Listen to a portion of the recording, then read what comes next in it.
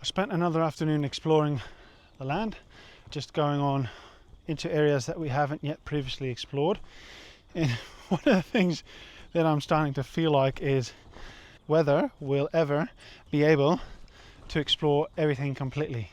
Some of these native regeneration, but also some of this broom and gorse is really taking off and is making some of the areas a little bit inaccessible already. And that's just in 2 years after clear felling, and only 1 year since we've become the new stewards of this little plot of land. So the question is, will we be able to explore everything before it turns into a lush native forest? Not too sure. And just to give you a bit of perspective whilst you sit down comfortably and watch this video, that is the corner that I came around maybe 20 minutes ago, and the pathway comes all the way along there, passes through and comes down to here. Around the corner is another gully and the pathway becomes a little less accessible. I then also ventured off the pathway, off the beaten track, into the areas where the regeneration was taking place, but also where a lot of debris and those kinds of things were still lying down. So all in all, to get from that side of the property back to the containers for a campfire, a dinner and a hopefully good night's sleep, that's at least 45 minutes of walking, tramping, climbing, falling, and also enjoying the view, of course. But yes, sometimes it is difficult to capture that. Whenever I've been out in the field for a day doing some exploring or just working on the field, documenting things, you name it, I try and get into the habit of taking back some native wood. So this is an opportunity that you don't often get, to burn some of the native trees that we have, especially some of the older canopy species trees, because we want them standing up and doing their thing while they're alive. But because there's been so much damage during the harvest, quite a few of the big trees have been downed, and that wood is lying around and is slowly returning to the earth, which is a beautiful cycle and is a good way to recapture that carbon.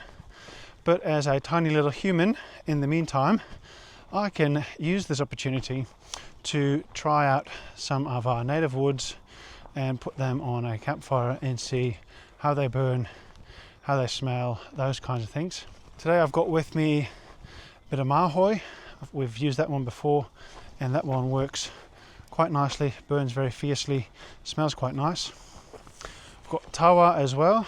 Heaps of them have been downed during the harvest of the pine trees, lots of damage. So the Tawa is another one that we've tried before as well.